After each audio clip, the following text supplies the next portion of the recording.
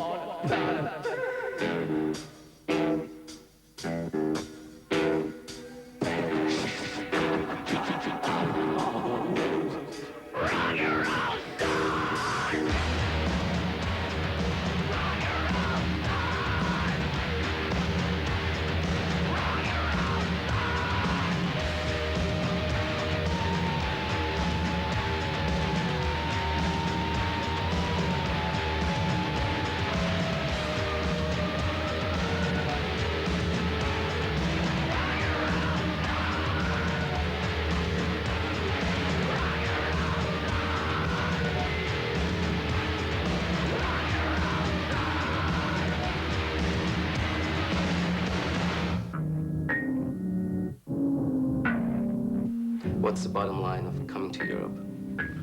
Well, it keeps things in perspective because in America you can get really sick of playing big arenas, and it's good to play small places again. So for us, it's like starting over. So it gives us a good attitude in some ways.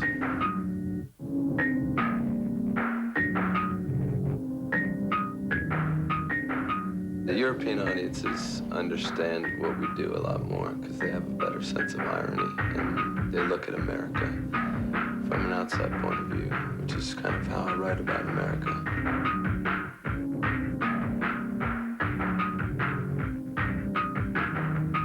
Sometimes it's a city official trying to win a re-election, so he finds a bad guy like me, and he says, well, if I stop Marilyn Manson from coming to town, then you need to re-elect me.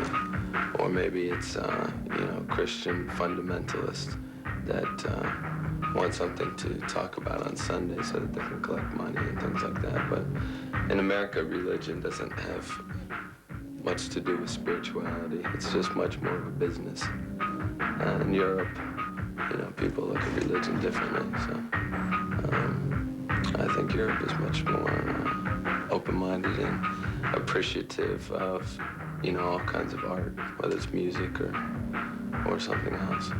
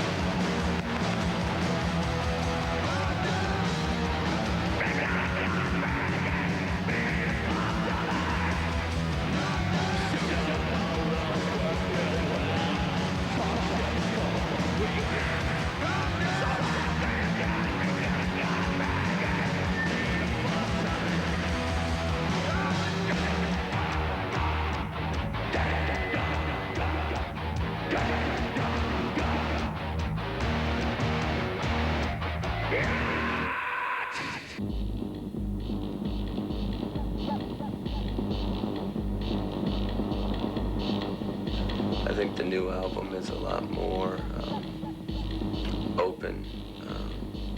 Antichrist Superstar was sort of, you could look at it as, you know, falling from grace and holding up middle fingers on the way down, you know, burning in flames. And this next record is more, that we'll be starting working on, is more about what happens once you hit the earth and you have to become a person.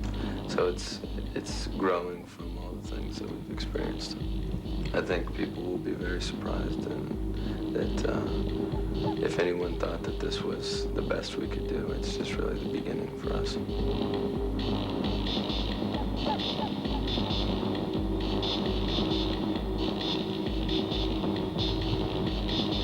I like to use metaphors and concepts to get across my ideas, so I think there's a strong possibility that it'll be a more involved concept than Antichrist Superstar.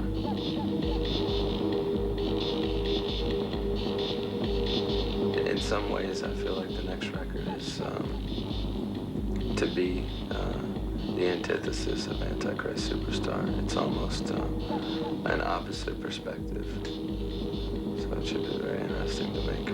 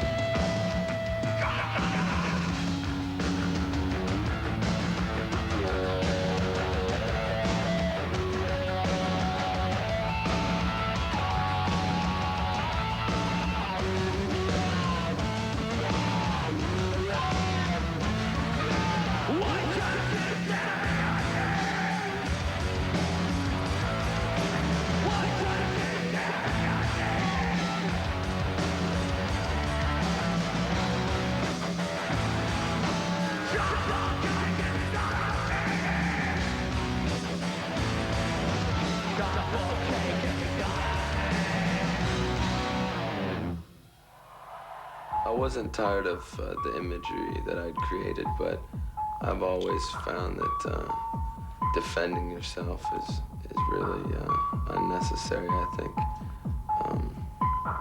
Part of the greatness of anything that anybody creates is people's interpretations of it. And when an artist has to defend or just explain it, I think it cheapens it. So I've tried to avoid that as much as possible. Well, it's a kind of adoration of a sense of... I think if me being myself makes other people feel liberated enough to feel accepted into what we're doing and makes them feel good, then that's very healthy. I'm a fan of Marilyn Manson. Just his whole, you know, entourage and his whole vibe is really neat. I like that. I always rock my hardest, you know. It's up to other people to do better than that.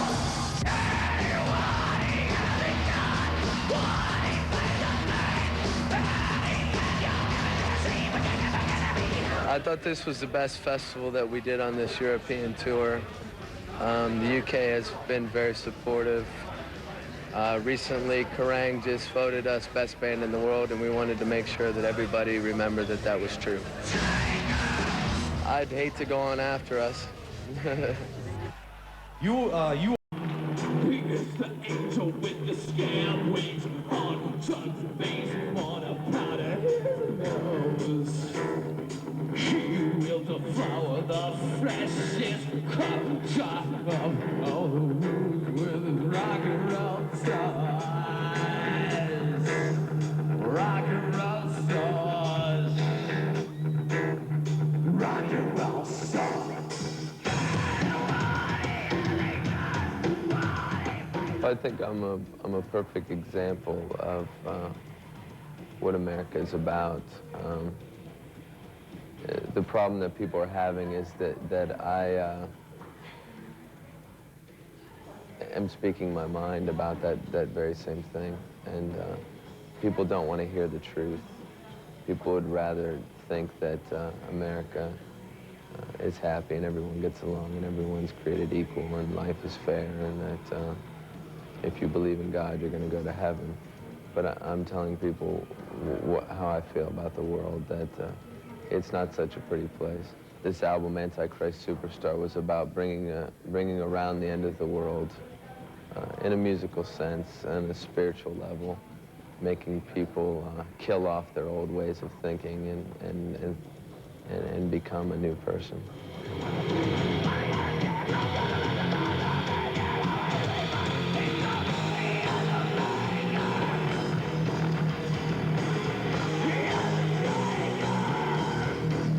With any Marilyn Manson show, there's always the element of chaos that's about to erupt at any moment, and that's really, I think, what makes it exciting for us and for the audience. And sometimes I feel if I've said all that I had to say, or I've played as much as I wanted to play, I won't continue because I don't like to do anything that my heart's not in. So I felt that we did what we needed to do. No final, constatamos que tem mais fama do que proveito.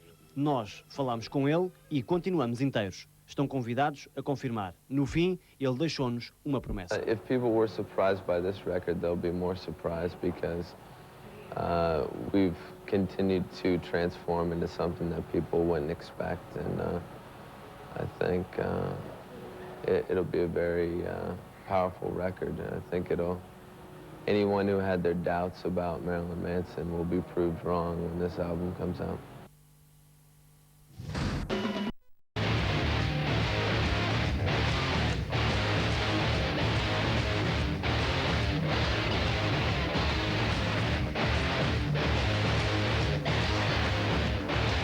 And I don't want you, and I don't need ya. Don't bother to resist or I'll beat ya. It's not your fault that you always run. The weak ones are there to justify. So, the beautiful people, the beautiful people. So relative to the size of your stick, but you can't see the force full of cheese, and you can smell your own shit on your neck.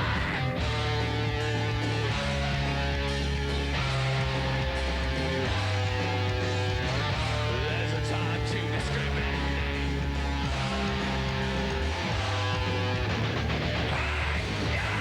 What do you say? Something beautiful, something free. Hey, yeah, why you trying to be mean? Every night is playing something to be blurred.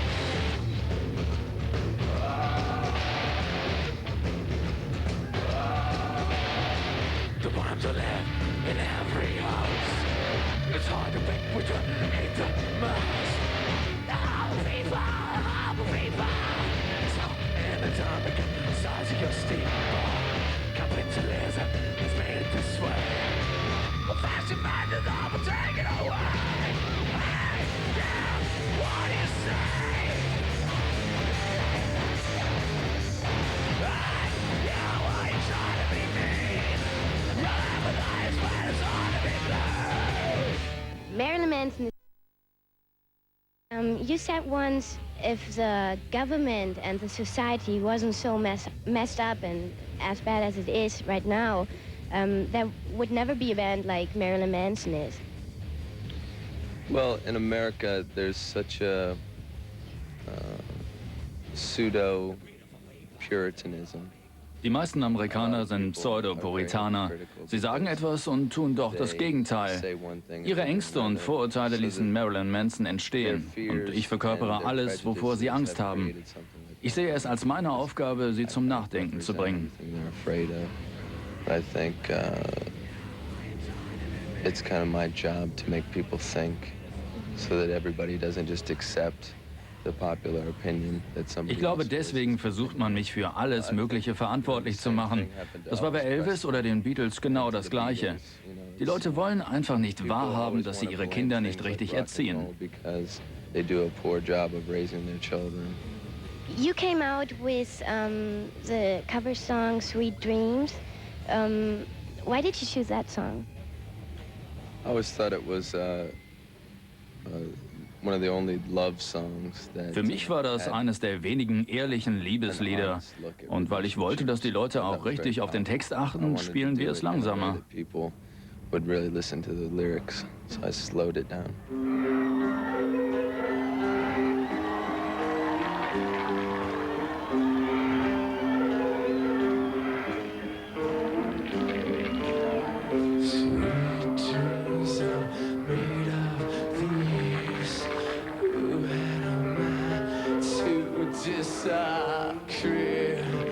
Travel the world and the seven seas. Everybody looking for something. Someone want to use you. Someone wanna get used by you. Someone want to abuse you. Someone want to be.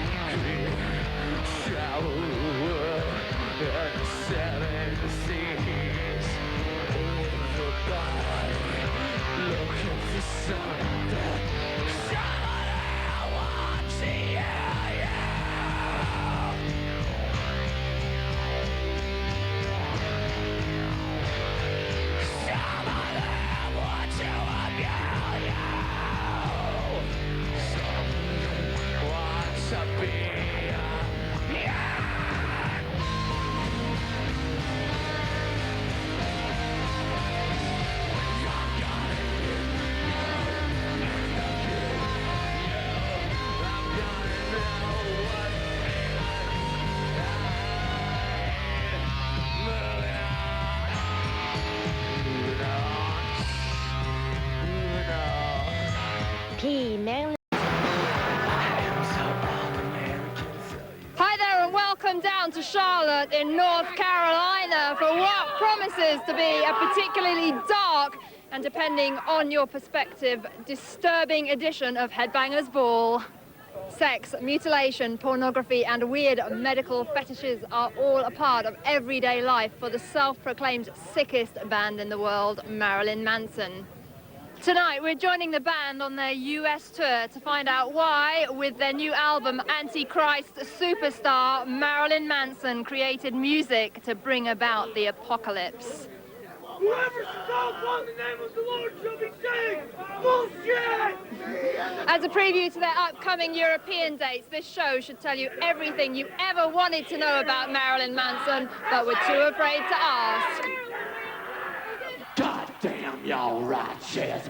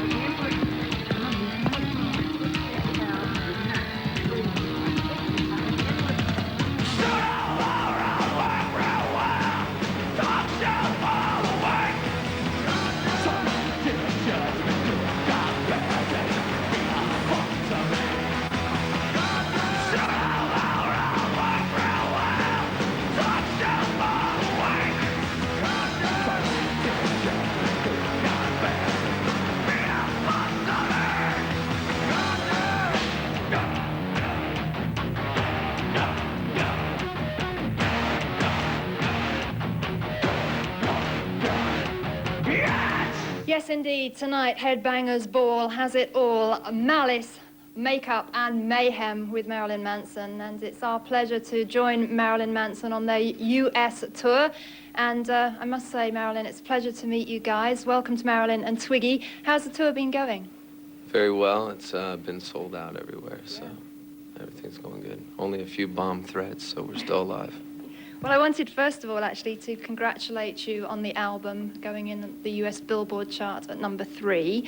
And I was just wondering, has Marilyn Manson gone to the mainstream? Has the mainstream gone to Marilyn Manson? Or perhaps, as I like to think of it, maybe like a big festering boil on the back of the mainstream? I always felt, rather than play by the mainstream standards, you know, we've always done what we do, and the mainstream has finally, you know, decided to like that. But we've only gotten more extreme, so the band hasn't gotten more commercial. It's just that more people understand where we're coming from, so more people are into it. Absolutely. So just because this is the first time that we've interviewed you on Headbangers Ball, could you explain kind of the concept and the vision that you had for Marilyn Manson when you first formed the band? What was that all about? Well, the idea, I was writing a lot of lyrics 5 or 6 years ago, and the name Marilyn Manson, I thought, really described everything that I had to say. You know, it expressed the dichotomy of my personality, the combination of extremes, you know, male and female, beauty and ugliness. And it was just very American. It was a statement on American culture, the power that are given to icons like Marilyn Monroe and Charles Manson. And since, you know, that's where it's always gone from there. It's about that paradox and that diametrically opposed archetypes. Excellent. Well, we're going to go to the first video from Antichrist Superstar, and that's for the beautiful people. Twiggy, who are the beautiful people? Not us. Is it maybe your fans? Well, the song is kind of challenging the fascism of beauty in America, how there's a real status quo of what you're supposed to be, and yeah, it would be our fans. It would be anybody who, you know, society really considers ugly. You know, we consider beautiful. Yeah, looking at it from a different perspective. And for this video that you did suffer for your art by the look of it. Yeah. Well, there's always pain involved. Absolutely. All right, well, we'll talk to Marilyn Manson some more, but right now we're going to check out the new video from Antichrist Superstar. And as we said, this is The Beautiful People. And I'm not sure, I guess you can relate a lot to that particular song. What's Marilyn Manson's attitude? It's usually based in individuality and being a strong person. Antichrist Superstar is a record about you know, finding faith in yourself and killing off the old ways, that you've been raised in things like Christianity and considering other alternatives. A lot of the philosophers that I really grew up enjoying were, Nietzsche and Freud and Darwin and Aleister Crowley and Anton LaVey and some of these people. Right. So from your perspective, it's a very positive message in the album. It is. I don't think it's an offensive or shocking record. I think I'm just saying my story on my terms, and for some people it might be extreme, but it's not intended to be. Right. Now you have said that it is a concept album. What's the concept based on for Antichrist Superstar? Well, it's more of a soundtrack to our lives, which is more of a concept in some ways. It's like you write a story that or you create something that takes you over, and then it begins writing you. The story is basically a biography of, my life, and there's a lot of different metaphors. I use the metaphor of a worm to kind of describe the more vulnerable time when I was a kid, and I really didn't have my own opinions, and then it sort of transforms into this angel, which is really Marilyn Manson, and then the final stage is Antichrist Superstar, which is the more nihilistic, totalitarian element in everybody's personality. That there's a real struggle on the album and in my life between, that power, what do you do with it? Where does it go? But I read somewhere that you also said it was kind of to bring about the apocalypse. What exactly did you mean by that? Well, as a kid, I was, constantly terrorized with the idea of Armageddon and the Antichrist and things like that. And as I got older, I realized that, something like Antichrist is the collective disbelief in God that everybody has in them. And it's not so much as one person, but, it's like I look at things like everybody wears a crown, but someone has to stand and be king. So I'm the person who stood up and said, as many others have tried in the past, that, you can believe in yourself. So it's more of an apocalypse of the subconscious, Right. It's not so much the destruction of the world as we know it. The things that you hear on the record, are kind of what you see live in so many ways. I mean, it's not so much theatrical or contrived. It's because just by nature we're very volatile and unpredictable. So, but there is a representation of that metamorphosis. Right. Okay. Well, we will be checking out some Marilyn Manson live a little bit later on, but right now we've a new video for you on Headbangers Ball, and it's coming from Tool. They've got a new album. And actually, we'd like to talk a little bit in more detail about the live show, because we've seen reviews and gig reports in the press, and it seems that the Marilyn Manson live show is very volatile and very unpredictable. Now, what happens to you guys when you get on stage? There's no telling, because it's very ritualistic for me. It's my favorite thing is performing. So there's no way to really describe it other than to see it. It's everything, that people would expect it to be, I imagine. So. Sometimes, we've talked about, we feel like we're watching the audience, that they're performing, and we're just up there, and we're the audience. So it's for me, I feel there's a lot of points in the show where I debase myself in a way that to kind of express to the audience that we are the same, that they're just as much a part of it as I am, The audience likes to spit on me and things like that, so it's very ritualistic, and everybody feels like they're a part of it. I just wondered, because you have such an air of mystery about you, I wondered whether you were actually accessible to fans or not. In some ways, no, but in some ways, yes. I mean, I think maybe by people seeing the way I express myself, it makes them feel like they can do the same in their lives. Yes, definitely. Yeah, I do think that's a very, very positive message, and I'm going to ask you some more about that a bit later on. I'm going to try again with you, Twiggy, now, because you're being very difficult. But what is your intention to offend as many people as possible, or is it really just that you want to be talked about? I think I'm trying to offend myself more than anyone else. Okay. I can't speak for him, I don't know. If we wanted to be offensive, you know, that would be really easy, but I just try and do things in a way that people remember them, and, you know, that makes people think, but being offensive, you know, is it's boring. Okay. It's easy. Okay, well, we'll see what Marilyn and Twiggy are talking about, because we're going to check out some live performance from the Grady Choral Center here in Charlotte, North Carolina, and see what Marilyn Manson get up to on stage tonight. Live performance from Marilyn right now, and then more from Marilyn after the break. So stick around as the Headbangers Ball Marilyn Manson US Tour Special continues. Anything could happen.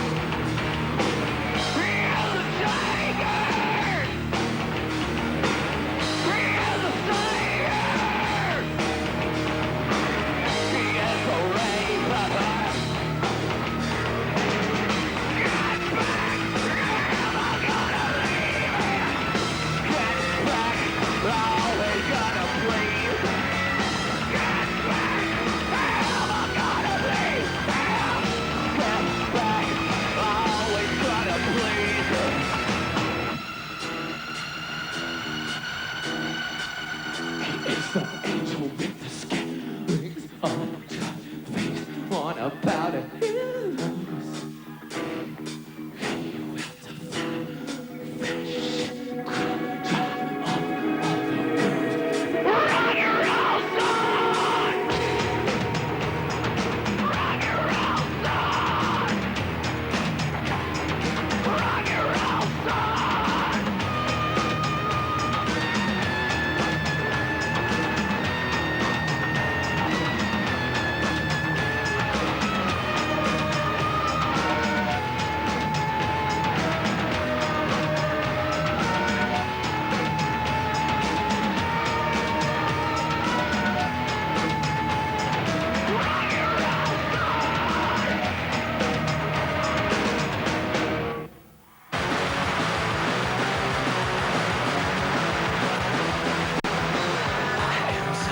Headbangers Ball, that was D-Generation debuting on the show with their new video, and it's taken from their brand new album No Lunch, which was produced by Rick Ocasek of The Cars. And there's no way out today for Marilyn Manson and Twiggy, because they're suffering my questions here backstage in North Carolina, good old Charlotte in the US of A. And Marilyn, I want to concentrate more on the Antichrist Superstar album right now. And I would like to ask you, in what ways do you feel that you kind of challenged yourself during the writing and the recording of the record? Was it a painful process? Was it a long labor and then giving birth, or what? Well, a lot of the songs have been in our heads for a long time, you know, even longer than our first album. But I started writing down dreams that I'd been having over the past 5 years. And it inspired me so much that I wanted to really open up my subconscious. So we started, you know, experimenting with different things to really tap into parts of your mind that you normally wouldn't get at. So, you know, like sleep deprivation and these pain rituals and, you know, of course, the illegal things like drugs and stuff like that. And, yeah, it was a very long, painful process. But the good thing about it was we weren't concerned about, you know, if this song, you know, can I really say this, or is this going to be played on the radio? All of the ideas were very pure, and they were straight, you know, from the heart, you know, more or less. So comparing it to Portrait of an American Family, would you say it's like darker and kind of more, perhaps more introspective, and is it angrier maybe? It's bleaker, you know, because there's a lot of moments of, you know, true pessimism. But I think in the end, it's, there is a shred of light at the end of the tunnel, but that's for everybody to find on their own, you know.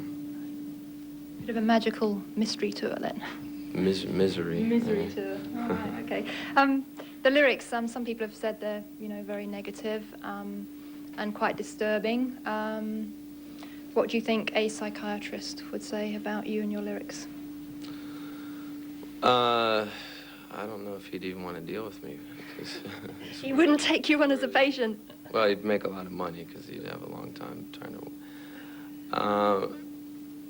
Yeah, I'm not afraid to express the different elements of my personality, you know, and I think there's a bad habit in America now to, you know, label people having multiple personalities and things like this, but it's, you know, I feel like even on the album I describe myself as a hydra, which is, you know, many heads, many different personalities. I don't think you need to be one specific person when you could be many. Moving on, a little bit earlier you mentioned the kind of the multiple personality side of Marilyn Manson, and a bit like Bowie inventing Ziggy Stardust, you created kind of the Antichrist superstar for this album. Why did you feel that you needed this persona to get the message of the album across? Well, there is a parallel there. I'm glad you noticed that with the Ziggy Stardust, because that album when I was a kid was very inspirational to me. But it's something that you know, America has kind of created for itself. Their very fear of an antichrist, their very fear of someone in my position saying what I have to say scares them, and it's that fear that has created it. You know, they've almost asked for it, so it's just very appropriate. It's very American in many ways. And how is the Antichrist superstar different to Marilyn Manson? Is he's like your another ego? Well, not necessarily. I just think it's what we all eventually evolve into, you know. I always have a lot of idealistic hopes and, you know, want to make things better, but the Antichrist superstar is the element in anyone's personality that's, you know, very nihilistic, and that instead of wanting to help everything, would rather see it destroyed. Do you think everybody's got a bit of that in them? I think so. A lot of what the album's about seems to be about attempting to change people's perspectives, which is, I think, is a very interesting concept. Is that why the album, you can enjoy it on many different levels? Is that partly because of that? I hope so. I mean, I don't expect everybody to get something, you know, deep out of it. Some people can just listen to it for music or get their aggressions out. But I think with any great, you know, painting or movie or album, wherever it is, you know, it's better if, you know, people can take what they need from it. And they're not forced or expected to get some particular message. Okay. Would you say that conformity, or being forced to conform, is a lot to blame for the ills in today's society? Well, in a lot of ways, you know, it's just in America, TV is very fascist, and so is Christianity, but it's disguised in a way that you're led to believe, you know, it's all very capitalistic and you can do what you want. But the fascism kind of is created by this whole status quo of, you feel like with all these commercials, oh, if you don't use this type of deodorant or you don't use this shampoo, your friends aren't going to talk to you, and it's a real guilt. And I think guilt is the biggest problem in America. You know, people are always feeling guilty about being themselves. You can't say what you want because it's not politically correct. You can't look like you want because people at the office aren't going to like you, and so on. But also, I think conformity is like one of the worst things for kind of stifling creativity as well. Wouldn't you agree, Twiggy? Sure. Hello, wake up. Anyway, we're going to just take a little bit of a break from Marilyn Manson because we're going to be Eddie from Iron Maiden. Where is he? No, he's in his box. Yeah, sorry to disappoint you. Twiggy wants to meet Eddie from Iron Maiden, but I'm not allowed to interview Eddie, actually. He doesn't do interviews. Anyway, enough of that. After the break, we're going to be catching up with Marilyn Manson's support band, New York Loose, and see what they've got to say for themselves. Thank you for that. You don't want to hear what you said off camera. Anyway, then we're going to talk to Marilyn some more. We've got a Marilyn Manson competition to come as well. So stick around. We'll see you after the break with New York Loose. Here's some Marilyn Manson live to take us there. You gotta follow your fingers. Trade them in for dollar bills. Take a bus and make it teach a photo this night. Wake up and watch it get cause you're just wasting time. Don't you want some of this? Don't you need some of this? You take what can in your bag. You're right, but can't be red hair. It's this time on my rapid I've been solo trying. You never read what you raise here. I'll be your lover. I'll be forever. I'll be your mama. I'll be your lover. I'll be forever. I'll be your mama. Don't you want some of this? Don't you need some of this? Don't you want some of this? Don't you need some of this?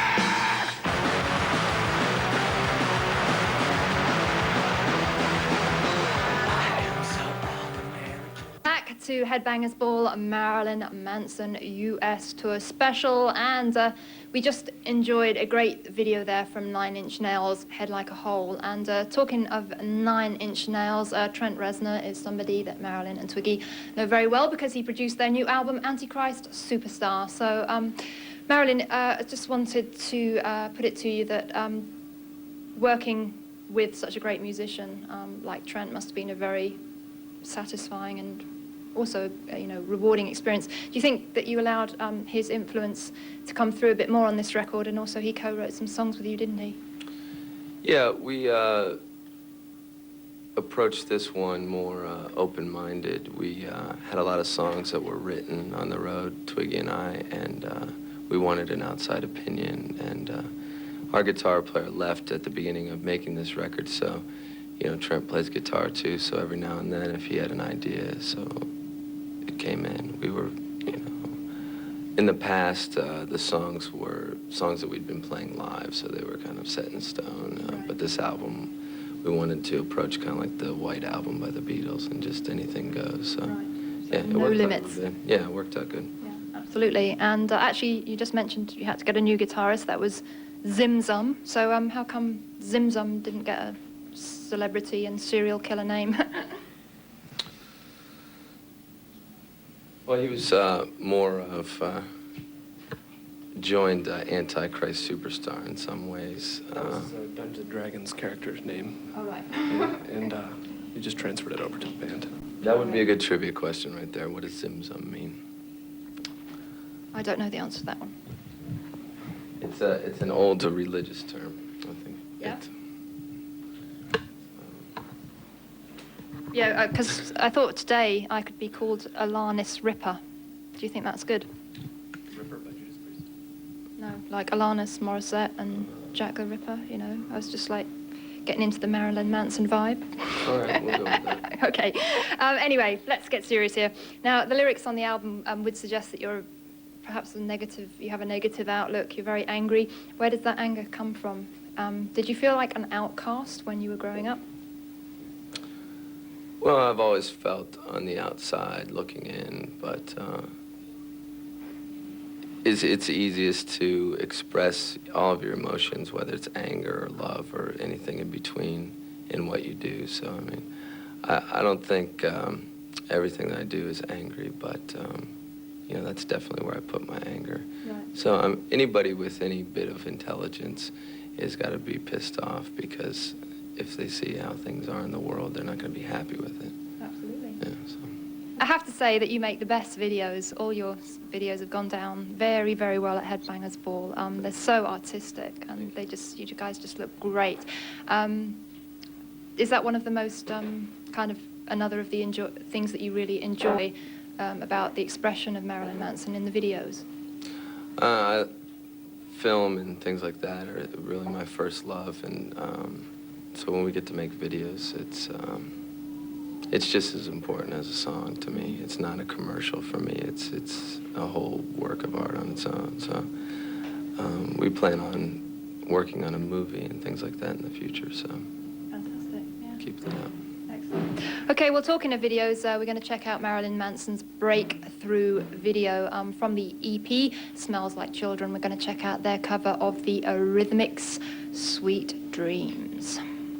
Sweet Dreams, I think that video is more likely to give you a few nightmares, but then I guess that's part of the dichotomy of Marilyn Manson that we have been talking about. Marilyn and Twiggy still here. We've got a few more moments to talk backstage on their US tour. And Marilyn, would you say that the band is the ultimate way for you of expressing yourself and allowing you to be yourself? It's the only way I know how, you know. If this is the only thing people ask me, what else would you be doing? But there isn't anything else. The minute I started doing this, I knew that's all I was going to do. So how would you describe your personal morality?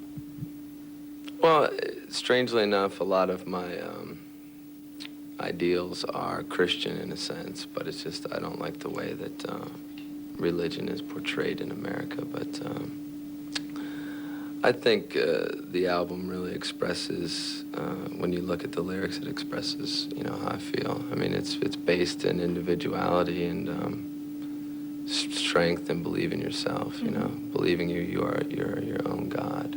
Well, I think that's a very positive message, and I can certainly relate to that, and I'm sure a lot of people watching can as well. What would you say that you fear? What frightens you? Living a normal life, would that be a bit of a scary prospect? Usually if Working 9 to 5? Yeah. Usually if I'm afraid, I just take it on, I do it, and then I'm not afraid of it anymore. But I think only the fear of failure. So I just try my hardest to do the best at what I do. Right. So you said a lot about the reception that you've got in America, that there's an outcry against some of the things that you've been saying and doing. Twiggy, hello. Would you say that Marilyn Manson minds being a scapegoat? Is that of an issue to you? Space Ghost. Scapegoat. Sure. Antichrist Superstar is, you know, it's kind of, I relate to the story in the Bible of Lucifer, the fallen angel, who was, you know, kicked out of heaven for wanting to be God. And on Antichrist Superstar, I try and explain to people that you may see me as this bad person, but if the story were written from, you know, my point of view or his point of view, would he still be the bad guy? Okay, well, thank you for explaining that. It's very interesting, and I wish we had more time to talk, but we've come pretty much to the end of the show tonight. Before we go, we've got a Marilyn Manson competition. We've got a goodie bag to give away consisting of a signed CD, some Marilyn Manson t-shirts, and some other bits and bobs. So if you'd like to enter the competition to win the Marilyn Manson goodie bag, we got a question for everybody out there watching in Europe. What's the question, Marilyn? What's our guitar player's name? Yeah. The new one. Yeah. Name the new guitarist on the Marilyn Manson band, and send your entry in to Marilyn Manson competition, MTV's Headbangers Ball, PO Box 1384, London NW1 HUH in England, and get your entry in real soon. So before we go, Marilyn, this show is going to be aired just before you kick off your European tour, and there's a great expectation back in Europe to see you guys live. Is there a message that you would like to leave with fans in Europe? What would you like to say to them? Well, this is our first time coming there, so we're excited about that. Unfortunately, you know, our show won't be quite as big as it is in America this first time, but the second time I'm sure it will be. But I hope no one's disappointed. We always give our best. So.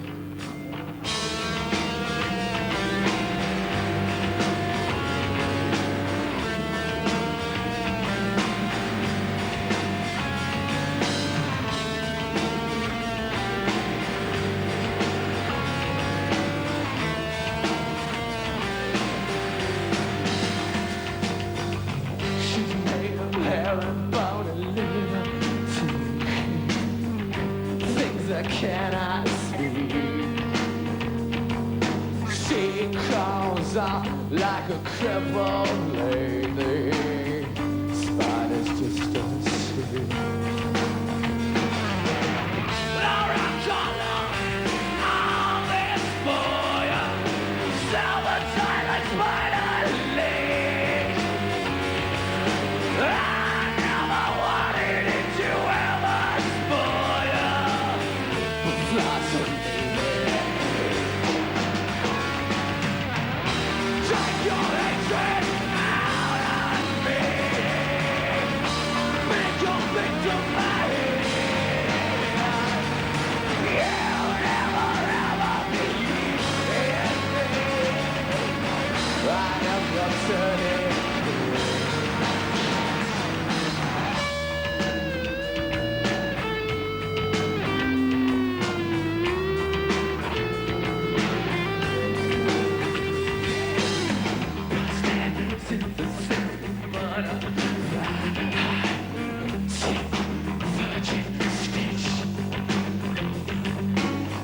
If it has baby,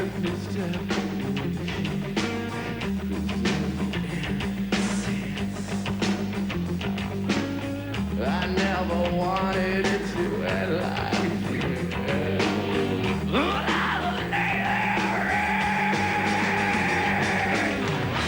Take your hatred out on me. Make your victim mine. You'll never ever believe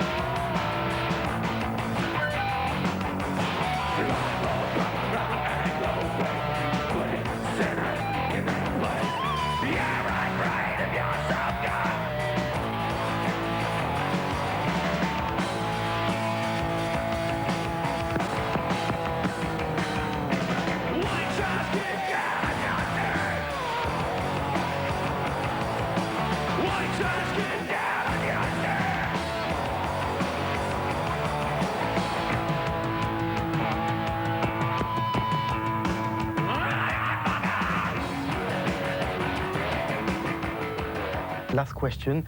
John Lennon died in '81 by a fan that shot him in the street, and it changed a lot of the mentality of the stars in music that became more reclusive. In your way, do you think that it's necessary to have a sense of danger when you perform, and do you think it can be actually physically dangerous? I mean, do you think about dying because of a crazy fan or an integrist that hates you or something like that? Do you think about this type of thing when coming on stage or performing or touring around?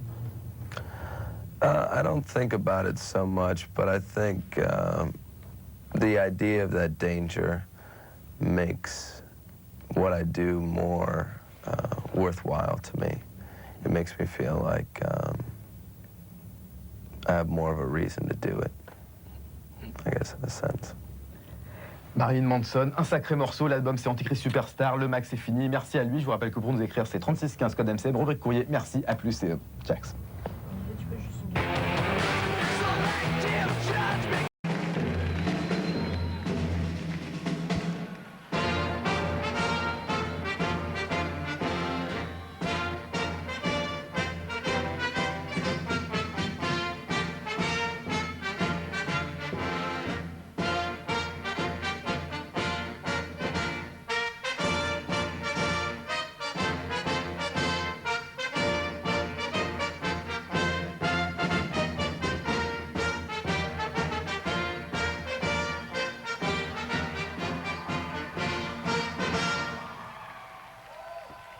My fellow Americans, we will no longer be oppressed by the fascism of Christianity.